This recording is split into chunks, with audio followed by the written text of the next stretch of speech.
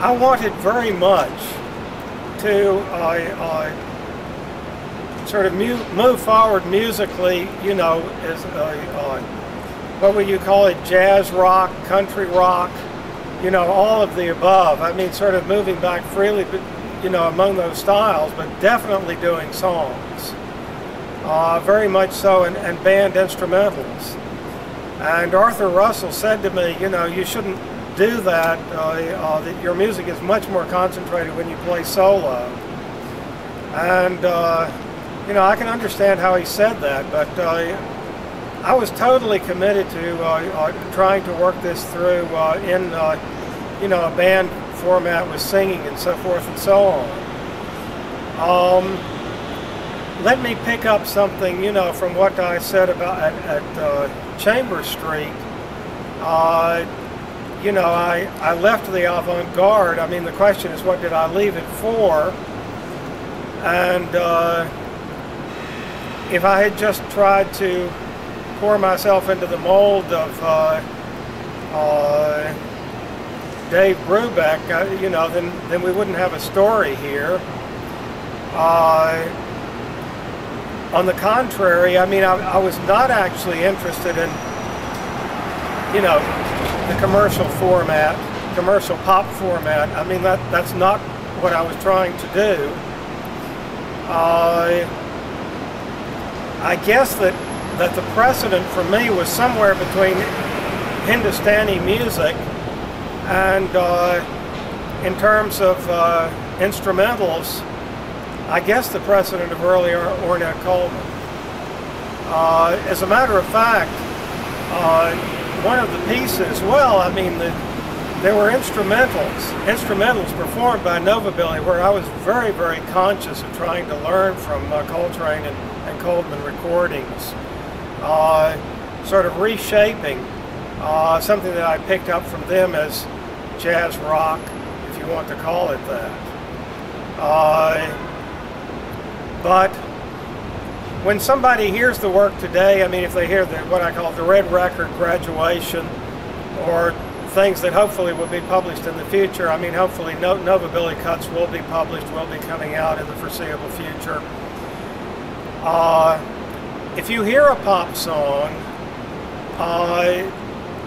that is a tribute to sort of how well I fooled you, because that's not actually what they are. I mean, there's been a very self-conscious refinement has taken place here, and all sorts of things are happening with the rhythm,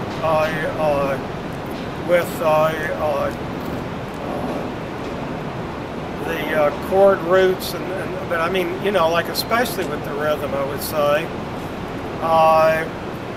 the fact that they are, well, I mean, in some cases, they must be, what do you call it now, tonic pedal point music.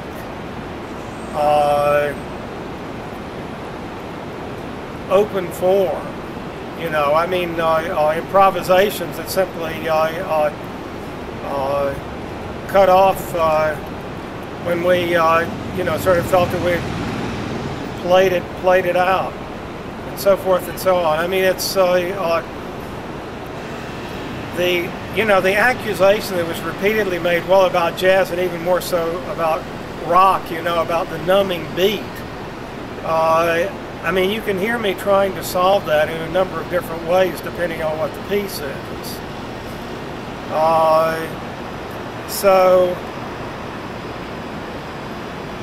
I mean, for me, the model of, I mean, the sort of the highest aspiration of music was Hindustani music.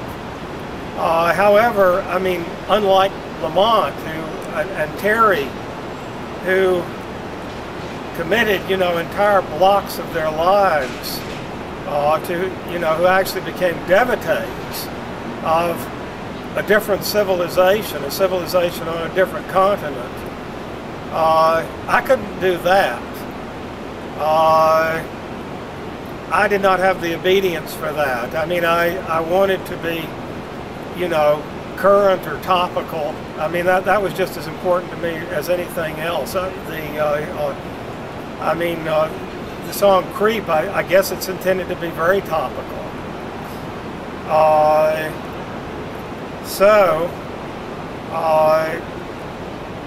What we end up with is, you know, what I hope is a very refined music with sort of a lot of technical trapdoors and so forth and so on, but which, however, may be taken by the audience as, you know, country rock, jazz rock.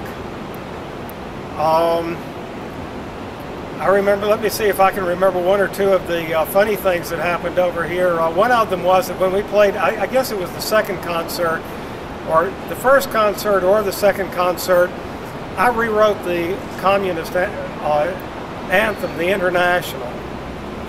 Completely rewrote it, rewrote the melody of it. There is a long intro, which is a double lead, lead guitar and saxophone.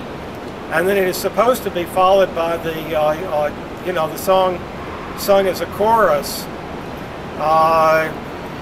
However, with my melody, which again is tonic pedal point harmony, or modal, I guess you could call it that. And when we did this in public, I mean, I was the lone singer. And if I remember correctly, Barbara Stewart and Meredith Monk were at the concert.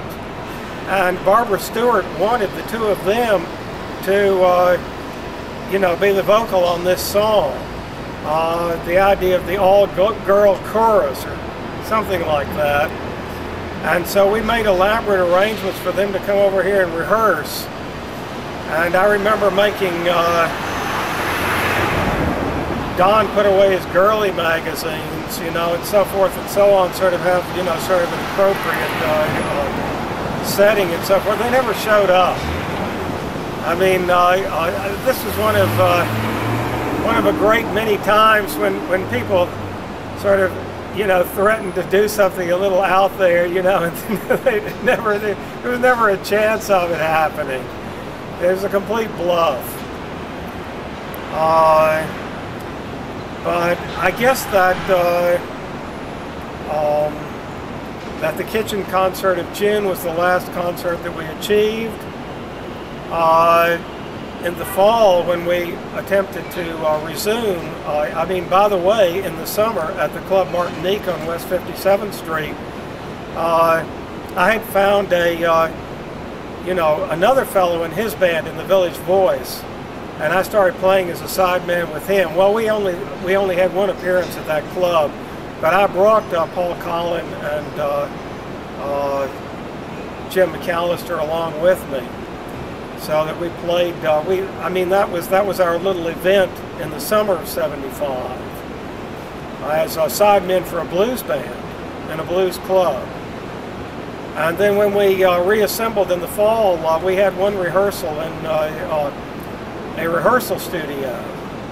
We were no longer rehearsing here, and then Don in particular was not happy with it, and he quit, and, you know, that sort of the whole thing then fell to pieces. That was the end of Nova Building.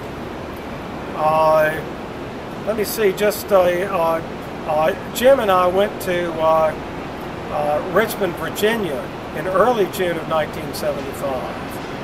And that is because I'd met some country musicians there. You hear them on the red record. And, you know, so we wanted to go down there to work with them and sort of, you know, learn something about what they were doing. And that was critical to the development of the song Graduation. If I remember correctly, we could not play Lonesome Train Dreams in New York because there was no pedal. There is no pedal steel in New York. It's not a New York instrument.